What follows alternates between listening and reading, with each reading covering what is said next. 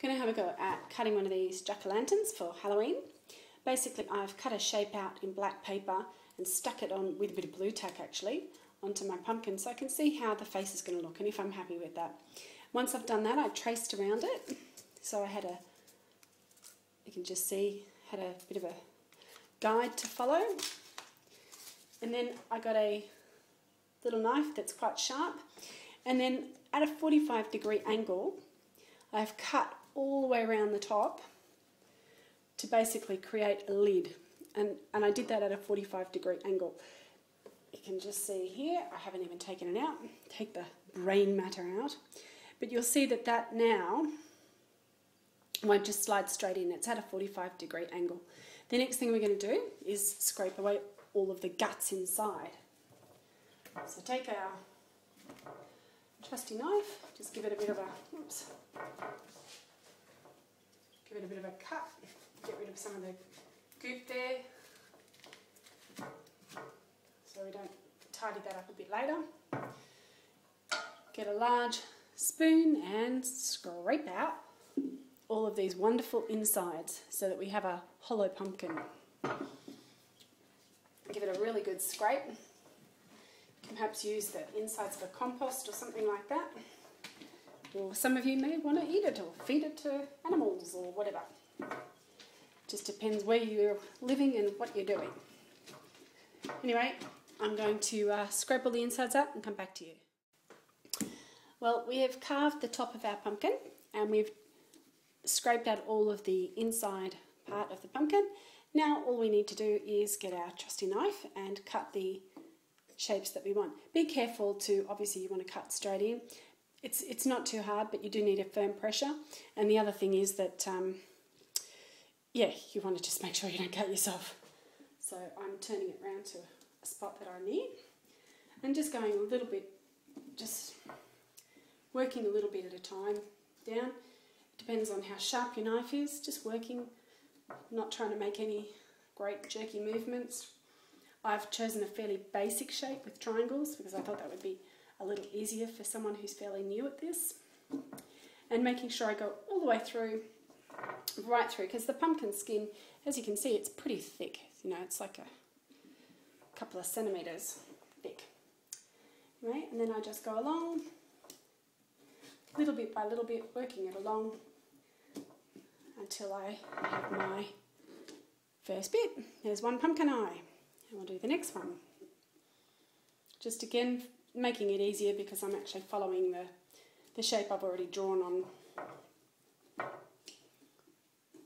my pumpkin. Little bit by little bit.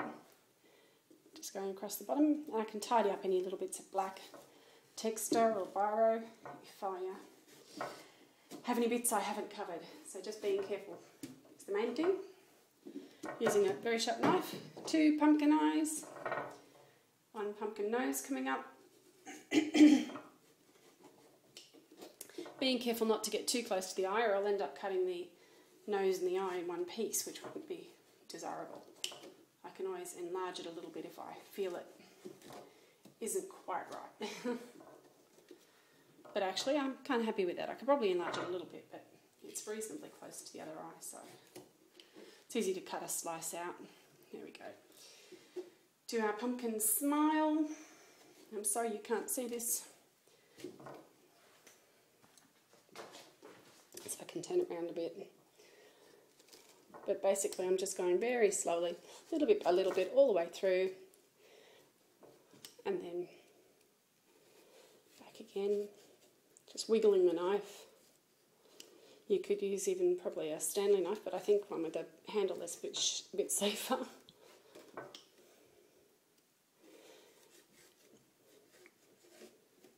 Little by little, just following that same pattern, obviously doing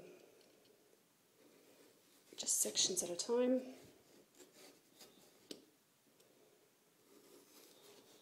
And just be careful because I'm doing it little by little and wiggling it because once you get going, if you've got a really sharp knife, it actually can cut quite quickly and you'll end up cutting way more than you want to cut.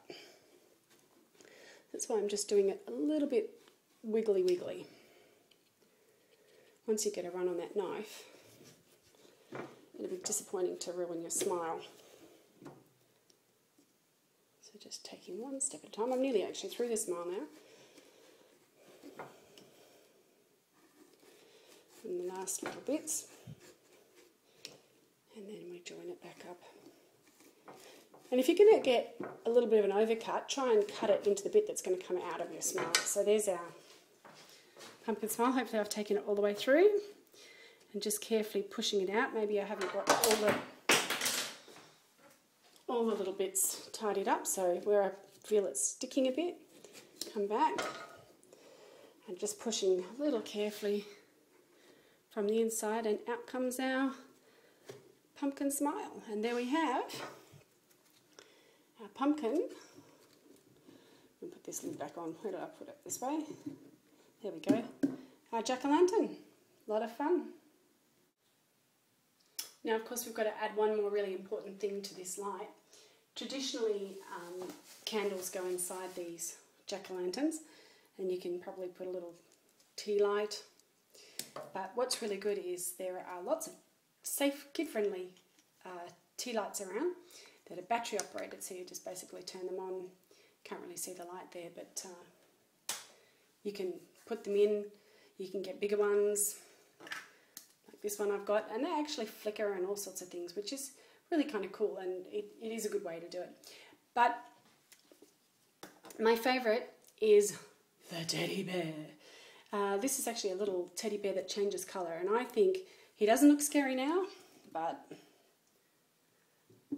let's just give him a whole new meaning. He certainly becomes a lot scarier when you put him in the jack-o'-lantern, which is fantastic. So it's up to you what you want to do with your jack-o'-lantern and how you want to light it up. I think this is really great. It makes it a little bit more interesting than just one flickering light too, because it does change colour and it gets pretty awesome. Oh.